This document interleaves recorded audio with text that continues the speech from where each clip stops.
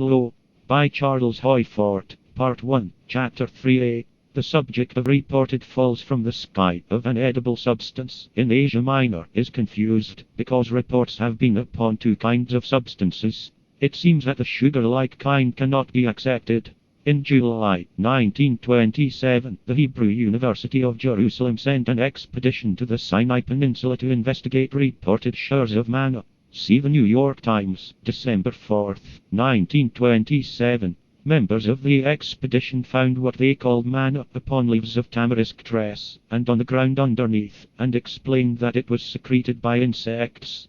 But the observations of this expedition have nothing to do with data or stories of falls from the sky of fibrous, convoluted lumps of a substance that can be ground into an edible flour.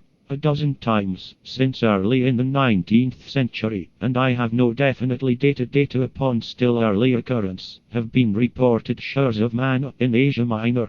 An early stage within the shell of an egg, and a protoplasmic line of growth feels out through the surrounding substance, and of itself it has no means of subsistence, or of itself it is lost. Nourishment and protection and guidance come to it from the whole. Or, in wider existence, several thousand years ago, a line of fugitives feels out in a desert. It will be of use to coming social organizations. But in the desert, it is unprovided for and is withering. Food falls from the sky. It is one of the most commonplace of miracles. Within any woman embryonic thing and unable to provide for itself, but manna is sent to it. Given an organic view of an existence, we think of the supervision of the whole upon its parts. Or that once upon a time, a whole responded to the need of a part, and then kept on occasionally showering manna, thousands of years after a special need for it had ceased. This looks like stupidity. It is in one of my moments of piety that I say this, because, though in our neo-theology there is no worship, I note that in this conception of what we may call godness, I supply grounds for devotions. Let a god change anything, and there will be reactions of evil as much as of good. Only stupidity can be divine. Or occasional falls of manna, to this day in Asia Minor, may be only one factor in the wider continuance. It may be that an organism, having once showered a merely edible substance upon its chosen phenomena, has been keeping this up, as a symbol of favoritism, by which said chosen phenomena have been receiving abundances of manna in many forms, ever since.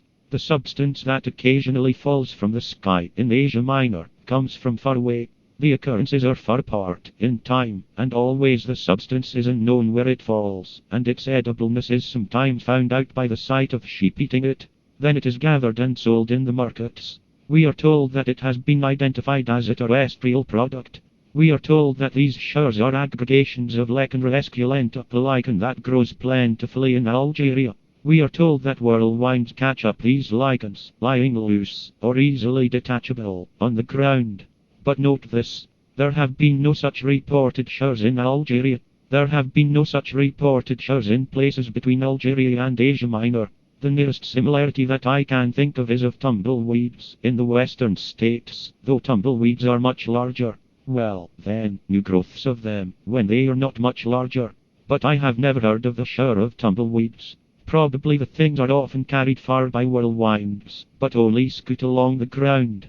A story that would be similar to stories of lichens from Algeria falling in Asia Minor would be of tumbleweeds never falling in showers in western states, but repeatedly showering in Ontario, Canada, having been carried there by whirlwinds.